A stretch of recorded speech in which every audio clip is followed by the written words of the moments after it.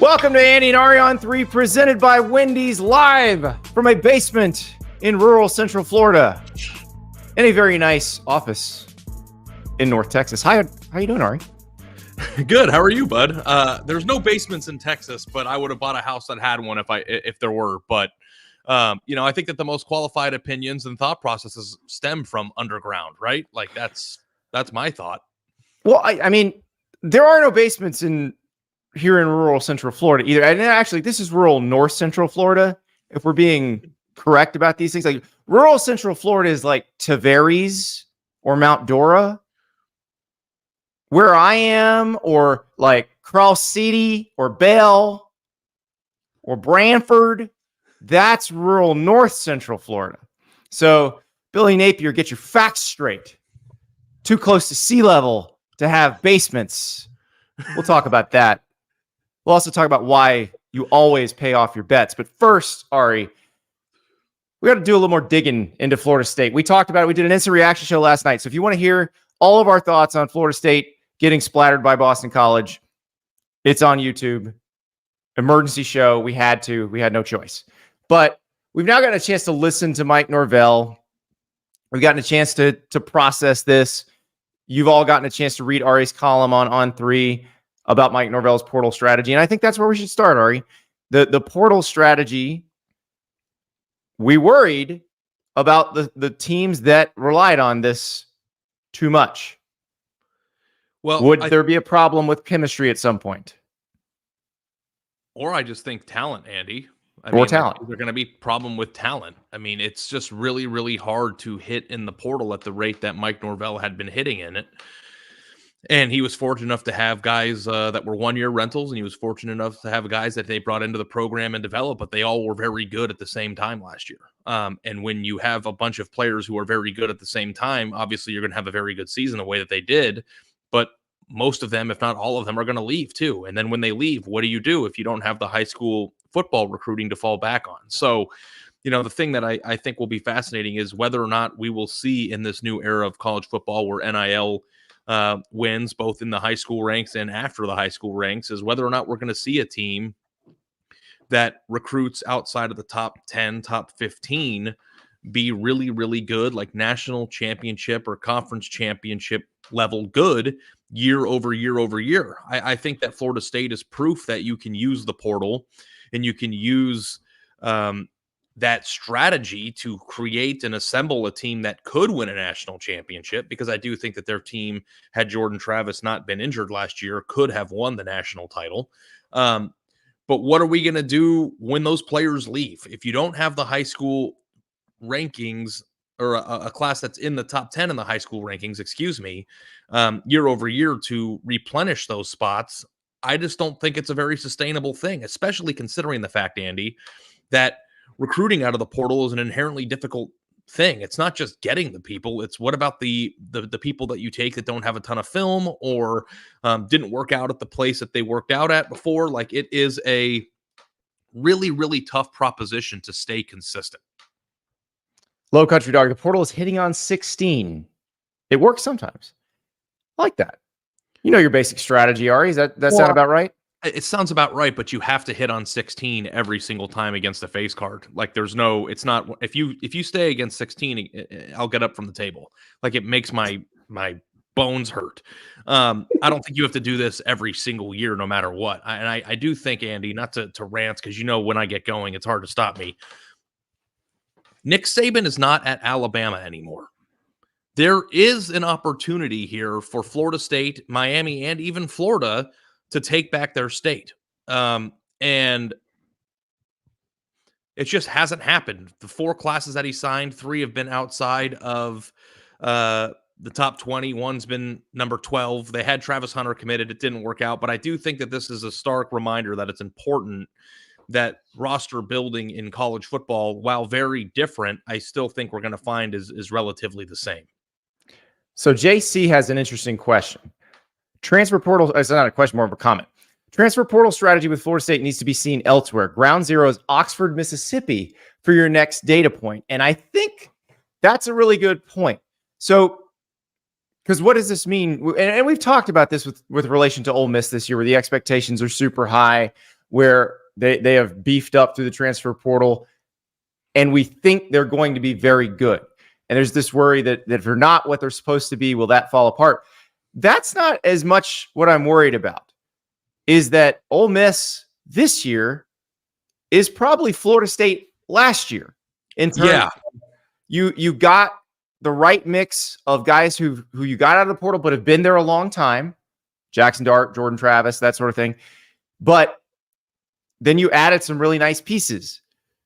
Most of that is leaving. Because, like, Ole Miss is bringing back a ton from last year at Ole Miss. A team it's that not already just won 10 went out and games. bought a team in the portal. Yeah, a team that already won 10 games. And I think that might be the masterclass of how to use the portal. Put together a roster that goes out and wins 10 games the year before, maintain your roster from that season, and then go out in the portal and add important pieces like Juice Wells and Walter Nolan to a team that already won 10 games. Like, I think that might be the exact way to use the portal, Andy. I think that after the season's over, regardless of how Ole Miss does, if they lose 80% of their roster to the NFL draft or 80% of their key players, how do you respond to that? The response can't be, okay, well, let's go sign another 30 people in the portal and hope it works again. I think that there is a mixture to this. And I think that, honestly speaking, we talk a lot about how good Michigan was at hit rate in the portal last season on their way to a national championship. But if you actually take a look at Michigan's roster, a very large portion of the key position players there that, made biggest plays on the biggest stage were high school talent. Some were 3 stars, some were 5 stars, but they did a very good job of accentuating what they already had, especially on the offensive line through the portal. So, I don't know how we could even point to a single team that has been all portal for 1-year rentals that has gone on and do something like that. Obviously, it hasn't been very long, so we still have time to figure out whether that's possible. But I do think that the most important thing in college football roster building, even though there are different ways of going about it now, is still always going to be stacking elite level talent out of high school. You might lose them quicker. There might be more attrition because, the grass is always greener. There's fat checks. There's quicker routes to playing time. That's all true. But that's what it is. That's the good stuff.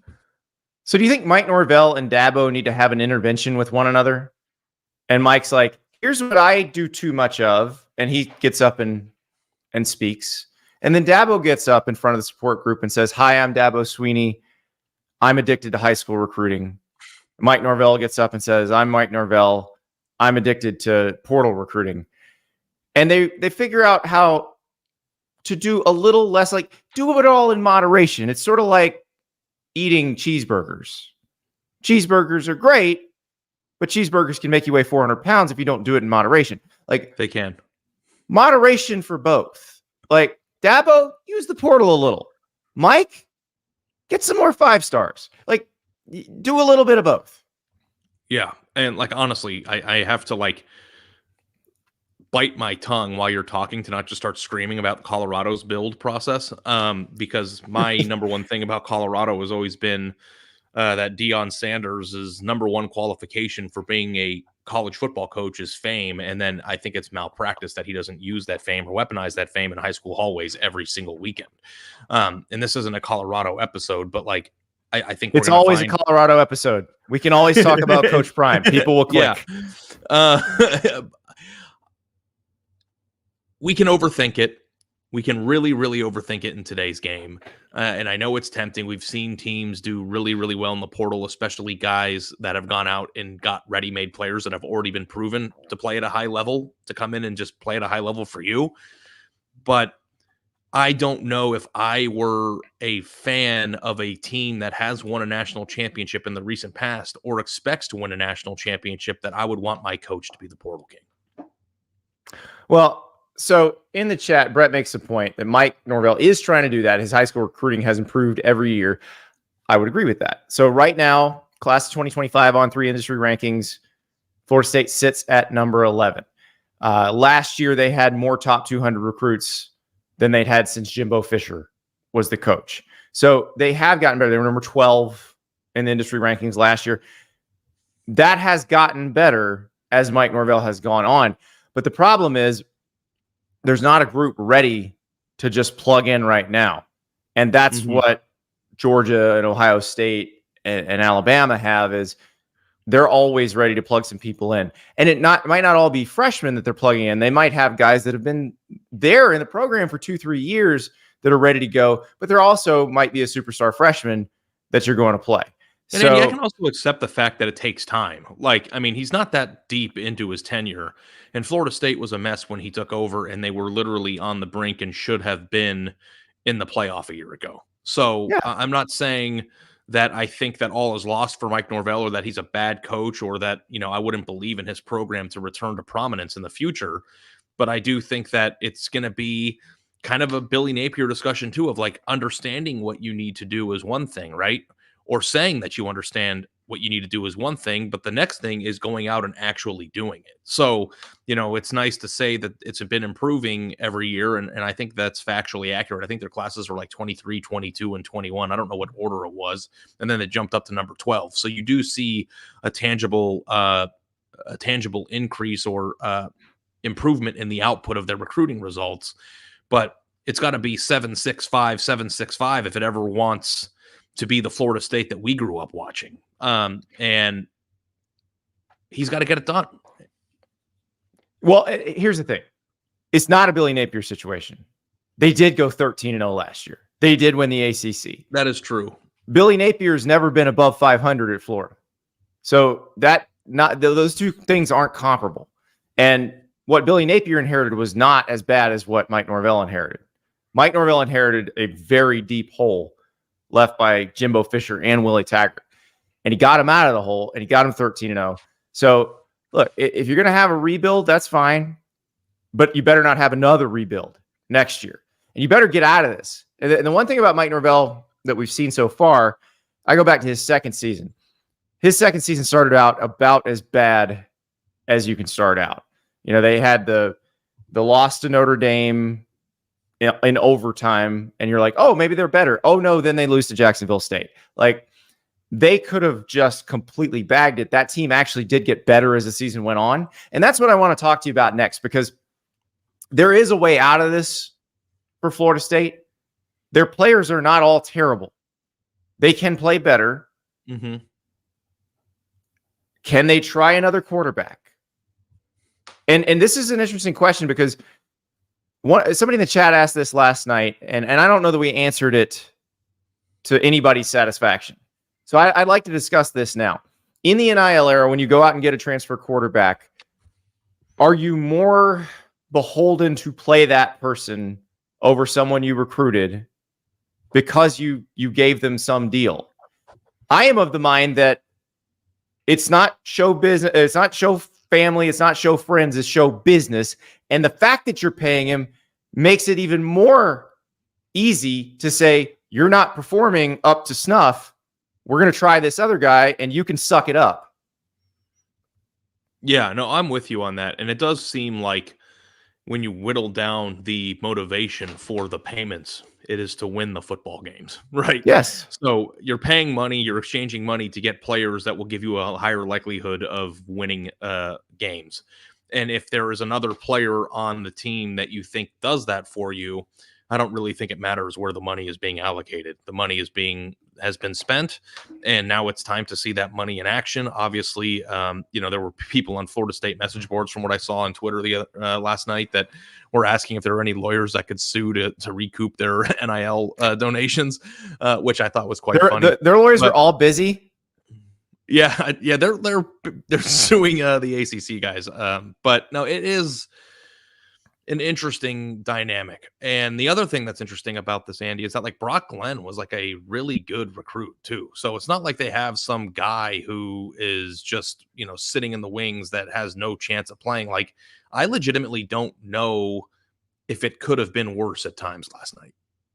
Well, and that's the thing. There were some drops, but there were also some moments where DJ just missed wide open players.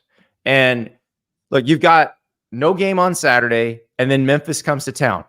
If Florida State plays in the Memphis game the way they played in the first two games, they are going to lose that game. They're going to lose it. They need to have an open quarterback competition these next 2 weeks and figure out who their guy is. It just kind of reminds me of watching Clemson during DJU's. He wasn't this bad at Clemson. I swear. I watched those games. It's not that he was this bad. And honestly, there might be something to just being in his own head now, too. Could you imagine the pressure and the mockery that he's facing? Like, he isn't as bad as to miss the receivers that he missed in the end zone last night. Like, honestly, like there are high school quarterbacks that would have made that throw. Sometimes people make mistakes. They get in their head. They're nervous. They're putting pressure on themselves. I think he's probably in the pressure cooker. There's no question. But there is this thing where you feel like there's so much potential with him. He's such a big bodied dude with a big arm that you do like it just you're constantly waiting for it to click. And Joe Milton. The clicking just doesn't happen. It just does not happen. But this guy's had far more of a runway of opportunity than Joe Milton ever did in college in terms of playing time and starts made, right? So, and Joe Milton was winning the Patriots quarterback battle for about 3 hours there during somebody texted me Joe Milton's going to win the Patriots starting job, and I just wrote back, you don't watch college football. That's a tell me you don't watch college football without telling me you don't watch college football. We got a statement here from Brandon. Okay. And I feel like we should have learned our lesson at this point. Brandon says, if FSU wins a national championship this year, I'll eat a pile of dog crap live on your show. Be careful what you say, Brandon. Be careful what you say. You got to be, especially with the eating things. You can't talk like that. Is there any internet sleuths out there that can take this man's picture and track down his social security number so you can't delete your online profile? We're going to get you. We're going to get you. Well, right.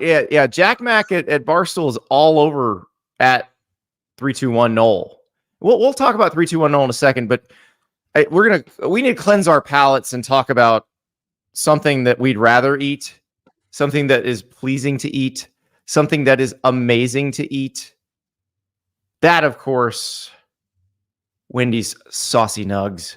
This show is presented by Wendy's, and you've had Wendy's Nugs dipped in sauce, but have you had them covered in sauce? Wendy's new Saucy Nuggs take the crispy and spicy nugs you love and turn them up to 11.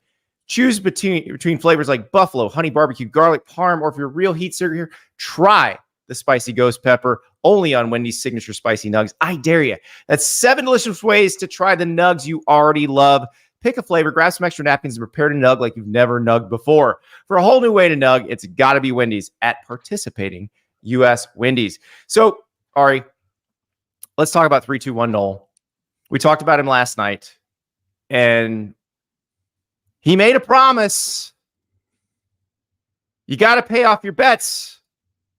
Ari, you and I have done this. We have had bets where we promised to eat something based on the outcome of a football game. I think people need to see what happens when you pay off your bets. What's two stand-up individuals who keep their word and pay off their bets actually look like. So we will start with the moment you recounted on the show last night. You eating the death chip, the one chip challenge. Thanks for what did you relive what was the worst night of my life? What game forced you to do this? I do not recall. It was 2 years ago. It might hit me though. So to play the clip and let me think about it. I think it was a Miami game. It might have been. We'll figure it out. But this is Ari paying off his bets like a grown freaking man. You know what the first people also search for is? What? Has the one chip challenge killed anybody? Your soul belongs to the Reaper. It says on the bottom of the coffin-shaped box. 5, 4, 3, 2, eat. It's just it sounds like a chip, just like a normal chip. He looks fine. Oh, he's starting to cough. He's okay. So, this looks uncomfortable. Can you get it down? Awful. How hot is it? Extremely hot. Like your mouth is on fire. Your mouth. Of course my mouth's on fire, man. It is extremely hot. Is it like you put a cigarette lighter in your mouth or I something? have the hiccups. Oh no. We have our first medical malady. Okay, Ari's undressing now. He's got his hat off. His shirt may be next.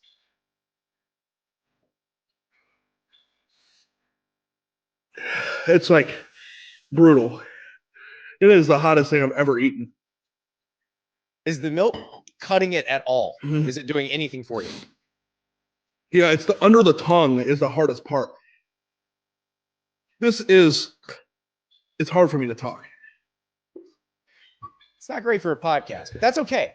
You've done it. Oh no! Did you just put your gloved hand on your eye? Yeah, no, I'm good. That's why you were wearing the gloves.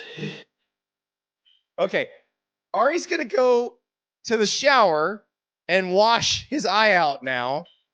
He's gonna drink some more milk. He has paid off the bet. You're a better man than I, Ari Wasserman. I am so proud of you. Yeah, no, this is truly awful. Production values have gone up on this show, and the hosts have slimmed down. We look good. Yeah, no, I know. Jesus, I mean, like my face was a watermelon. I mean, we still got a long way to go, but I really do not know if I've ever told you. I'm sure I have on the show, but I had to go into the shower with a milk jug, and I was in the shower. My wife was like, kept walking into the bathroom and was just like, "Are you gonna die?" And I was like, "I think so." And everybody's saying the next day was worse. Let me tell you, when you eat something that hot that's meant to torture you, and then your remedy to that is to do something that would inherently upset your stomach, which was drink a ton of milk, like late at night. Like, I think it took 3 or 4 hours for the spice to be completely gone and for my mouth to feel normal again. But the next day was arguably worse because I had an upset stomach from all the milk I drank, and then of course the exit from whatever Reaper pepper was. And I was at a car dealership with my wife, and it hit me at the car dealership, and I was in the bathroom for like an hour and a half, and it was just a miserable time. So I vow to you, I would rather pay thousands of dollars than go through that again. But you know what that did teach us, Andy? It's that if you say you're going to do something and you lose the bet, you have to do it. Yeah, I didn't delete my account. That was really painful to do, and it was certainly painful to relive. But I feel like I learned an important life lesson there, which is don't write checks you can't cash, because you're going to have to cash them. And you were not the first of us to pay off such a bet. I had to do this in 2020. So pandemic football, I had decided I believed in Pittsburgh because I was not one who had a lot of faith in the Panthers in years past. And in this moment in 2020, I decided, no, I believe in the Pitt Panthers. And they had a lead against NC State in a game in early October. And I was convinced they were going to pull it out. I had picked them to win. And Devin Leary leads NC State back to a 30-29 win. Pitt pitted, and I had to eat mayonnaise. Now, those who know me know how I feel about mayonnaise. It is the devil's pomade. It is the worst substance known to man. I actually thought I was going to be okay because I knew I hated it as a kid, but I figured I'm a grown adult now. Your taste buds change over time. There are foods I didn't like as a kid that I eat now. It's probably going to be fine. I'm just going to eat a big old spoonful of mayonnaise, laugh at Ari. It'll be great. That's not really how it went down. If there's a seal on this or not. Oh, there is. So we got an aluminum seal. So it's proof that there's been nothing you could have put pudding in there. Unsealing. That's right. This is nothing but pure mayonnaise. I didn't replace it with something that actually tastes good. Are you triggered by the smell? I'm avoiding the smell right now. I'm trying not to smell it. Oh God, I'm starting to smell it. Oh, this is. What did you do? What did you do? Such a bad idea. All right, NC State. I'm sorry. Pitt. I'm even sorrier that I trusted you. Here we go. That is a mammoth spoon. Well, I'm gonna have to take a few bites because I can't even get it in the jar. Yeah, you just have to spread it out with your finger and make sure it's the entire spoon. Okay. What do we- I don't want to touch it. I don't want to touch it. Oh.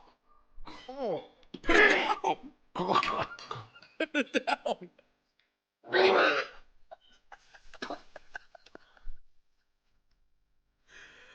Ah.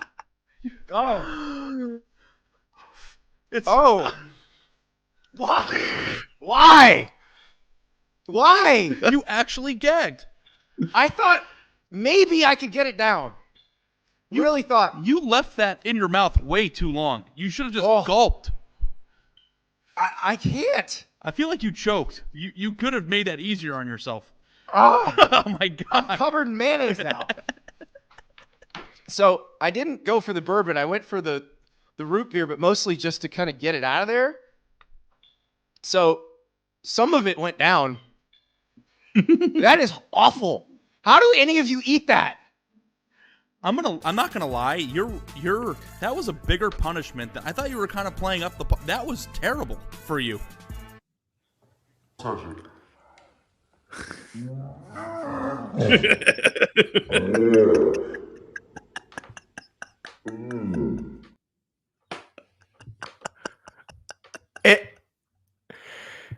You got a dart in your Change. So you guys can't see our producer River Oh. while that's running, but I can, and that's the first time he's ever seen that clip. River, put yourself on the screen. What'd you think? That was tough to watch. I mean, you looked like you were in pain doing that. I mean, There was no acting for the camera. Like I mayonnaise, was though, convinced in that moment that I was going to be fine, that I had overcome my aversion to mayonnaise, and I just grown out of it. And the second it hit my taste buds, it was like, nope. My body just said, out of here. I mean, it was immediate. Your immediate was just in your mouth, boom, coming out. Like, oh, that's tough. That's tough to I watch. thought you were just gonna be able to put it in your mouth real quick, swallow it, and it would be unpleasant. I didn't like when you gagged like that. I was like, oh my god. Oh, never again. Never again. AJ Adams in the chat. Oh man, how can you have tuna salad, chicken salad, a ham sandwich, egg salad without mayo? The only one of those things I will eat is a ham sandwich, and you put mustard on a ham sandwich like a God-fearing American. Why are you eating those other things? They have mayonnaise. I think that not liking mayonnaise is probably a blessing for you because I really like mayonnaise. Now I don't know that I would eat it with a spoon, but I like to think like over like the last 15 years, me and you, like my mayonnaise consumption, if you added up all the calories of every single bite of food that had mayonnaise in it, I probably have 20 pounds of fat on my body still that is just from mayonnaise only that you never had to lose. So I think that mayonnaise is a delectable topping that you need to put on hamburgers and other things. And I would not gag if I had to take a spoonful of it. I learned my lesson. So in the chat, let's get you guys working. Let's give you some homework. You don't have to do this during this show. Just be thinking about this over the next few days. Ari and I haven't done a bet since Ari started working here. Now, granted, it's been 72 hours, but we're going to have a bet at some point. So we're going to be together all next week. So if y'all can come up with a bet that we need to settle on this weekend's games. We've already picked this weekend's game, so we're on the opposite side of a few of them. So if you can come up with a great bet, then we can pay that off. The loser can pay that off next week, and we will, of course, provide video evidence because we are not like at 321 Nole. We do not welch on our bets. We do not run away. We do not delete our social media accounts. We stand up like men, and we eat the thing we say we're going to eat. Andy, the funniest thing about it is that last year, 2 years ago, when we were doing the bet every week thing, the one that scared me the most, because I was like looking back at my size during that time, was like I had to do like 50 push-ups. And like at the time, I like don't think I could do one. Like the thought of having to do 50 push-ups while everybody was watching like kept me up at night. I'm like, I'm gonna be humiliated. And like, thank God I won whatever bet that was that week. But like now, if we have to knock out some push-ups, I'm ready to go. So for those who don't know, Ari's figured out he can bench press a car. So yeah, that's going to be easy. Yeah, I could throw a little weight around now. Feeling pretty good about that. But hey, I don't know who got it worse there, Andy, me or you. That was really truly awful to watch, and you need to send me when we're done here the slow motion portion of that video because I need to have that on my phone just for my personal amusement. If you're on Twitter and you just type my name into the gift search, it's the first thing that pops up. But it's the noises. It reminded me of old school when Will Ferrell got shot in the dart right into the jugular there. Yeah, exactly. Yeah. Exactly. Ooh, Stephen Wilson says a shot of Malort. We probably should bet on a Northwestern game if we're going to do a shot of Malort as the punishment. Yeah, the funniest thing also that was like is if you've seen Along Came Polly, Andy, when Ben Stiller's character's at the park and he's like a germaphobe and he goes, sir, do you mind maybe putting your shirt back on? And he's like brushed him off and then his face hit his chest. He was like, ooh, right when all the sweat was on his face. Still fun with slow-mo. And yeah, if we have more eating challenges, we will, of course, bring them in slow-mo. A perfect cracker, says Andy is Hawk Tua. I spit that thing out. I'll spit on that thing. I spit that thing out. All right. We got to go down to the basement after this. But first, talk about the greatest daily fantasy game in America. PrizePicks. Use that code Staples. Play $5. Get $50 instantly. Here's how PrizePicks works. You're picking squares. You pick at least 2 squares. You could pick up to 5 squares. The more squares you pick, the higher the potential payout. They've already got some college football squares up for this weekend. That's right. Shedeur Sanders, more or less than 305.5 passing yards against Nebraska. Travis Hunter, more or less than 83.5 receiving yards against Nebraska. KC Concepcion, NC State's best player. More or less than 75.5 receiving yards against Tennessee. This is going to be fun, Ari. This is going to be a fun weekend. Fun weekend to play PrizePicks. So download the app. Use the code Staples. Play $5. Get $50 instantly. If you would like a free square, they got a Caleb Williams square. So the Bears, obviously, like the rest of the NFL, start and play this weekend. If Caleb Williams throws for 1 measly yard, you're going to win that square. So use that square. 1 yard equals 1 win, and then choose wisely on your other squares. It's PrizePicks, code Staples, play 5, get $50 instantly. All right, Ari. We will now descend into the basement. Here I am in rural North Central Florida, where there is no basement. Because do you know what would happen if you tried to put a basement here? It'd flood. You're right. Exactly. You would be underwater. So Billy Napier is underwater. And well, let's contextualize this by playing what Billy Napier said on Monday. And I was in the room when this happened. This is a classic case of hearing something in real time, seeing it happen in real time, and not really having it hit the same way as it hit when it got clipped and posted on social media. I'm going to play you a longer version of what went out on social media. I'm going to play you the part immediately before and the part immediately after included in this clip. So you have more context to judge from, but I don't think it changes anything. Here's Billy Napier. Ultimately, a loss early can be a blessing if you don't waste it. And I think ultimately, one thing I can say is we have a group that's working hard. I do think that we have character. We got to go to work on the football part, and I think we got to get more, we got to become a more consistent team, and we have to execute better. And if we can focus on those things and not necessarily what some guy in his basement saying in rural Central Florida on social media, then we got a chance to get better, right? So I think that's the key, but sometimes you deserve criticism, and I think that's one of those things I would say. I have no excuses, right? So we got to go get it fixed. So the basement, the rural Central Florida thing, I know a lot of people took that as like he's calling you a bunch of He's from Chatsworth, Georgia. Okay? He's as much of a redneck as you guys are. Like that's not as big of a thing as we have character, but we're working on the football part. The football part is what they pay you $6-something million a year for. In year 3, you should have the football part pretty much down.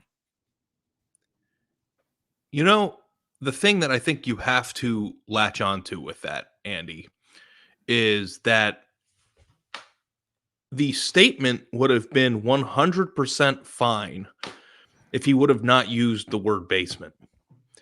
I think if he said, we do not have to lock in, or if we don't worry about what somebody in Central Florida is saying, or rural even Central Florida, I don't know that comment would have hit the same way that it did. But when you add in the word basement, that word has been used on social media and by sports figures for years to demean whoever is writing the message. Basically, that you're a loser who lives with your parents and you're in the basement and you don't know anything. Like that, to me, was where he slipped up. So I think I understand the point that he was trying to make, which is we need to lock in and focus on what we're doing and not let the outside criticism bother us.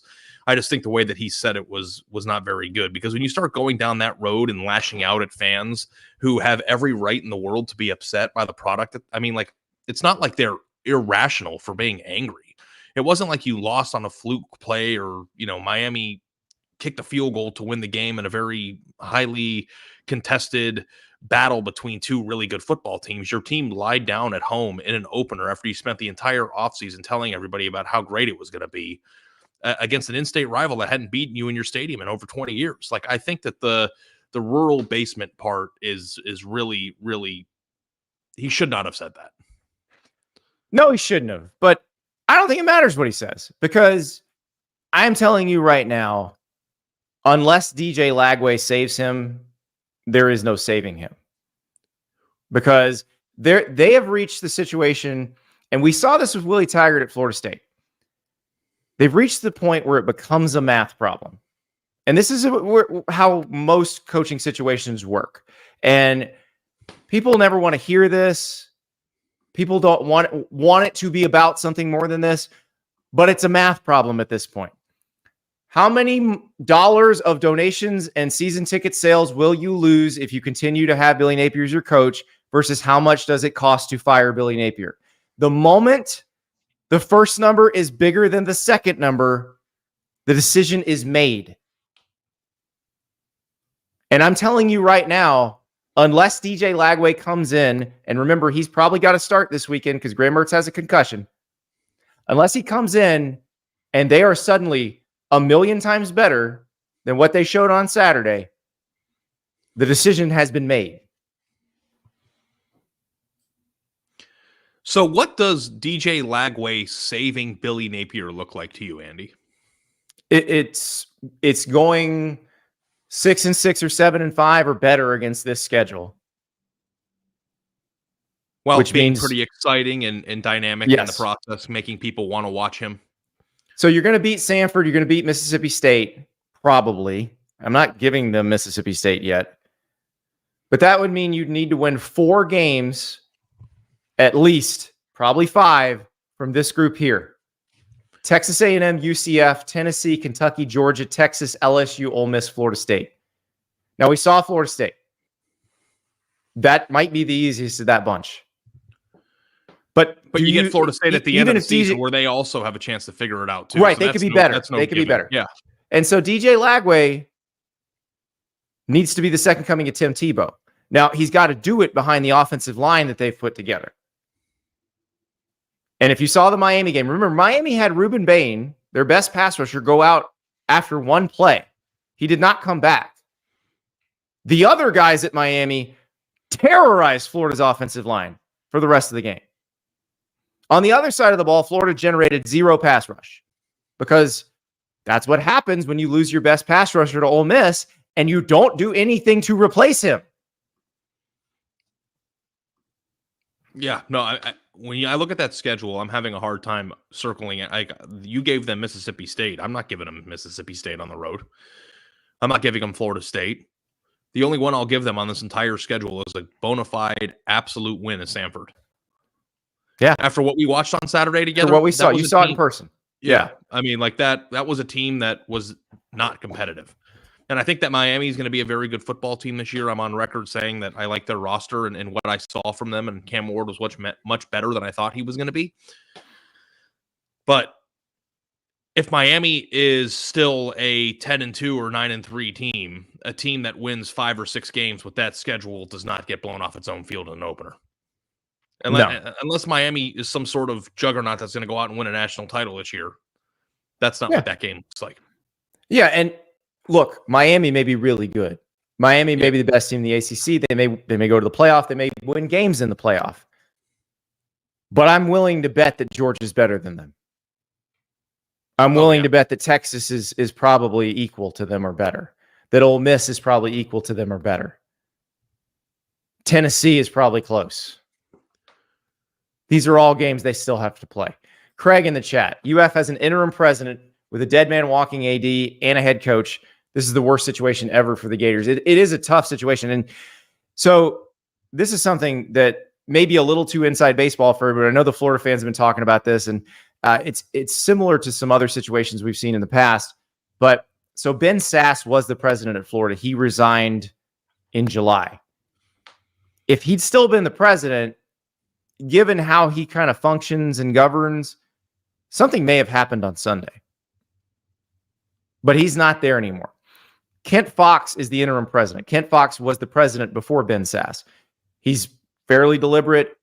His managerial style is fairly hands-off. He doesn't really like to deal with athletics all that much. The Board of Regents would prefer not to have to deal with this. But again, the math problem is the math problem.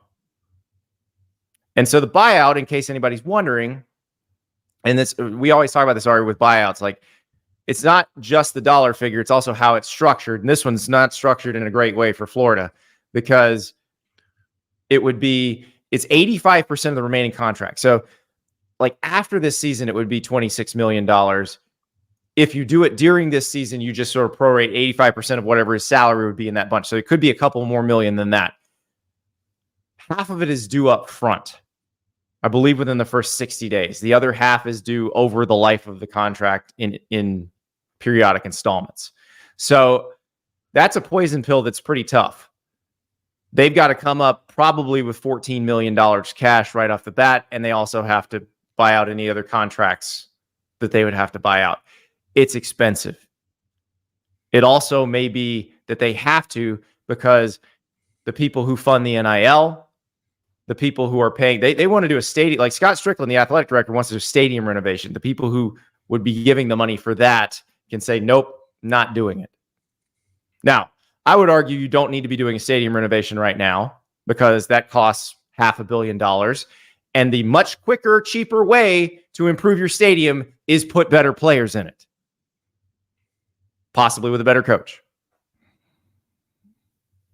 Yeah.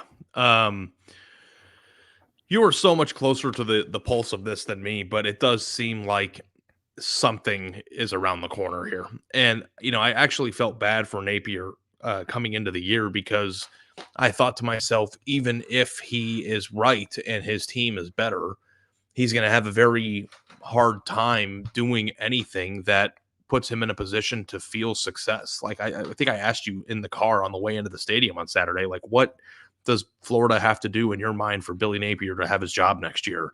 And I think you said win 8 or 9 games. And it's like, no, I said 7 games. There's 7 games. Yeah. Even 7. Even an improved Florida against that schedule would have had a hard time reaching 7 games. So you start your season off, and it's not just the L. I think it's what the L looked like too. It looked like the team regressed, and you cannot be regressing in year 3 the way that they are. Well, Stephen Wilson with a great point in the chat. Remember where Tennessee was pre-Danny White and the multitudes of dysfunction. And that's what I want to point out, because I think we need to help everybody with how things actually work now, because one of the things I've been doing during all this is I've been going, on our Gators Online, our On3 Florida site, and I've been reading the message boards, and there's a fundamental lack of understanding of how the world works in college football right now. And it's not anybody's fault because it's all new. Everything's changed in the last 3 years. So everybody keeps looking at things through the old prism. And so let's help this explain to them how this really works. And I think the Tennessee example is a really instructive one. So remember when Tennessee fired Jeremy Pruitt?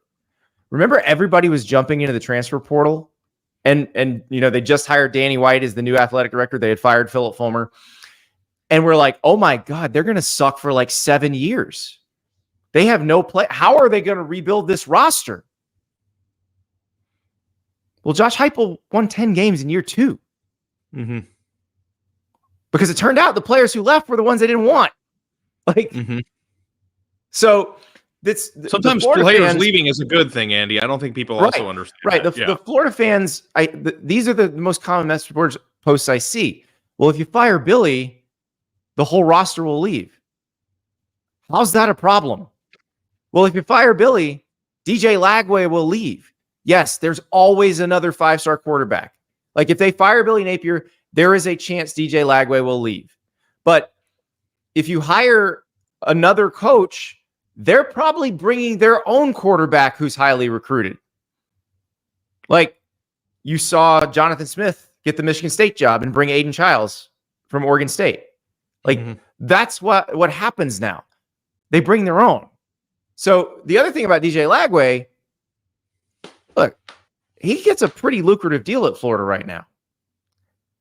If he and his family view whoever they would hire if they get rid of Billy Napier, if he and his family view that next person as an upgrade and the bag stays just as big, who's to say they don't stay? Right. Yeah. It's a very difficult proposition when you're talking about a quarterback in Lagway's position, because you have to also consider the fact that Florida fans' number one gripe with the previous regime was lack of elite level recruiting. So if you go into Texas and the Houston area and pluck a 5-star quarterback that is as talented as DJ, it almost feels like when you're a Florida fan that it's hard to duplicate that, because they had gone so many years without getting those top end players that they were so accustomed to getting in previous regimes. But you have to understand that you're not supposed to feel that way. You're not supposed to feel like getting a 5-star quarterback or a bunch of top 100 players is impossible at Florida. That's supposed to be the norm. And if you do feel that way, then you have to ask yourself, why am I feeling that way? And if why you're feeling that way is your coach, then the only thing to do is to put somebody in place that will put you in a position where you can get those players more often, so it doesn't feel like life or death when you lose them. Right. Exactly.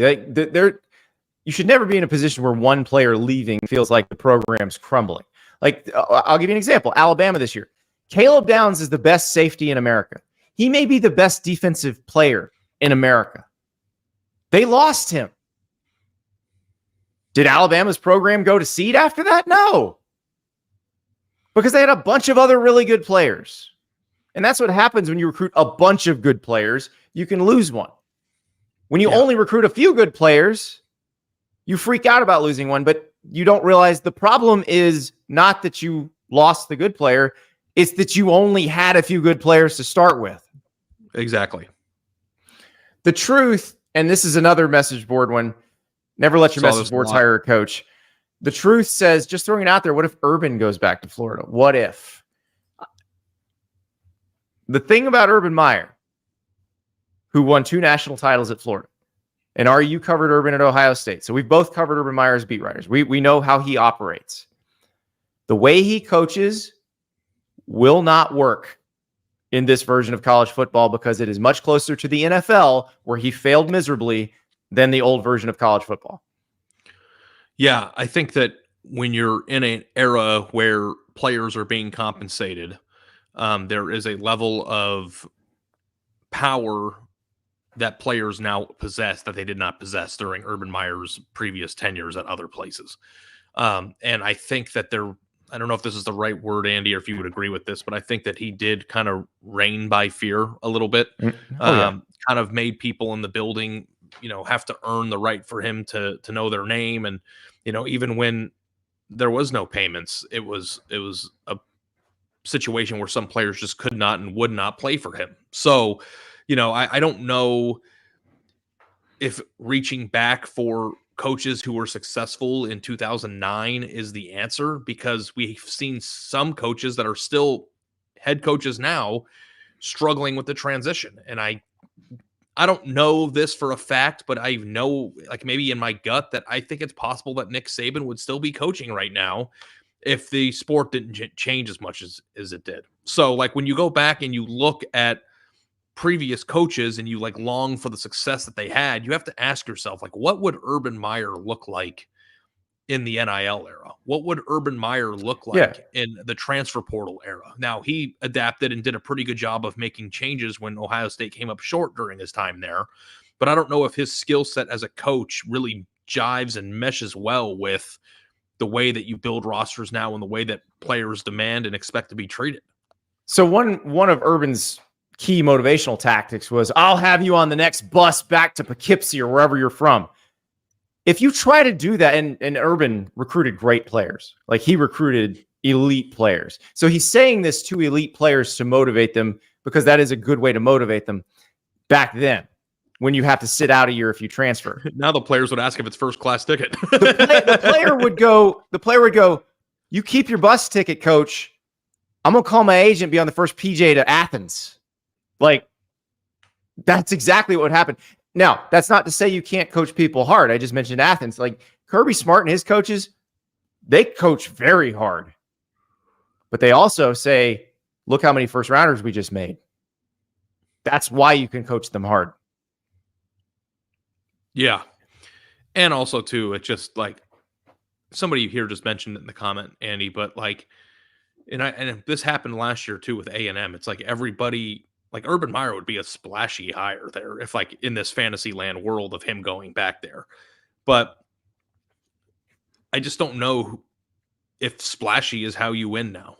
You know what I mean? Like, I also don't know if there's anybody there that would even meet that. Like, who is the splashy hire for Florida right now? Like, I mean, we saw a few coaches leave destination jobs to other big time places, but like, and both of them are getting yelled at. They just played each other. And Lincoln Riley was getting yelled at, and now Brian Kelly's getting yelled at. But the other thing about that is the idea that Florida has cycled through so many coaches and you can't win there. No. If you hire the right coach, they can win there. And I think Tennessee's a good example of that again. But we don't know. Like, it's really hard to hire the right coach. Danny White had an advantage in that he had worked with Josh Heupel before and knew how he operated and knew exactly what he was going to get, even when the fan base was like, I don't know about this guy.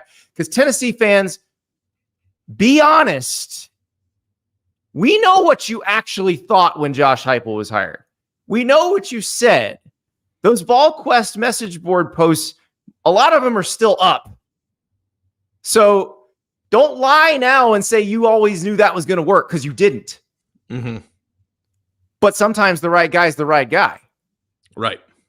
And like you said, picking that person out and thinking about the millions of dollars spent on search firms and research firms and vetting and all these things, and it's still wrong more often than it's right. Yeah.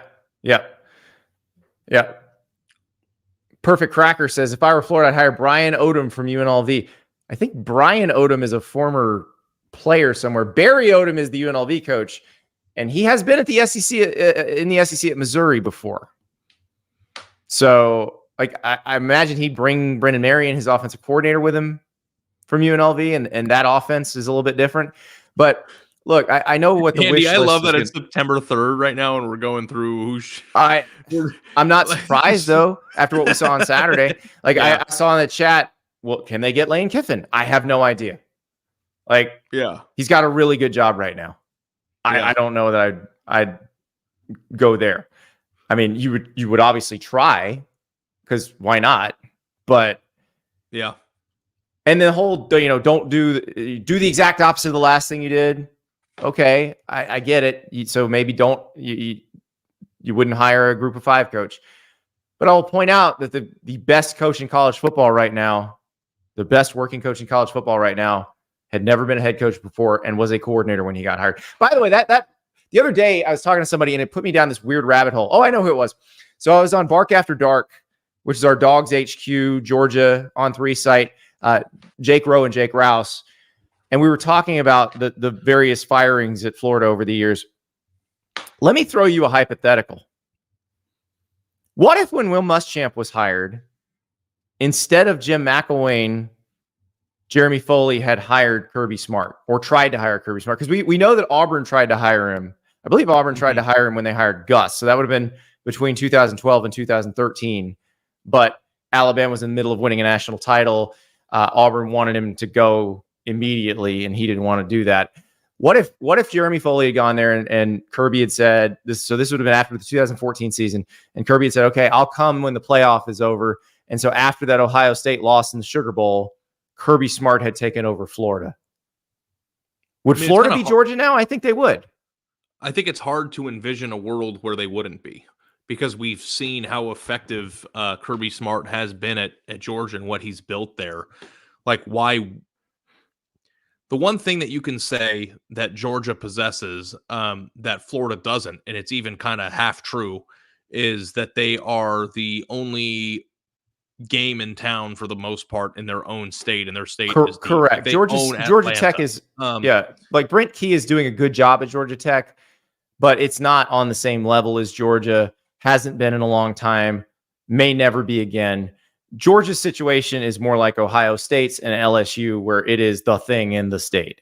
Yeah, but unlike Ohio, I mean, Atlanta is like the epicenter of high school football talent. Now, the most ironic part about this, Andy, is if you go look at Georgia's recruiting classes the last few years, they've been far more national, and they've left a lot of players on the table. I think they won the recruiting crown last year, or were flirting with it, and I think they only signed one top 100 player, one top 10 player in the state of Georgia, and that player was Dylan Raiola, who's not even from there, or would have been Dylan Raiola if he wasn't from there. So I don't know what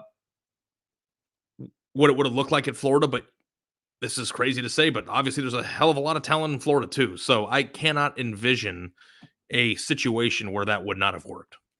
Well, and the thing is, so 2015 would have been his first year. And let's remember what Will Muschamp left behind on defense. So, you had Keanu Neal, first rounder, was a starter on that defense. Alex Anzalone, first rounder. Jonathan Bullard, Brian Cox Jr., both very good college players. Taven Bryan was a first rounder who was on that defense. Jared Davis was a first rounder who was on that defense. So I think Kirby would have been okay, but it would have been, that's just one of those what ifs that popped into my head, because everybody keeps saying, you got to give somebody time. You got to give somebody time. No, you just have to hire the right person.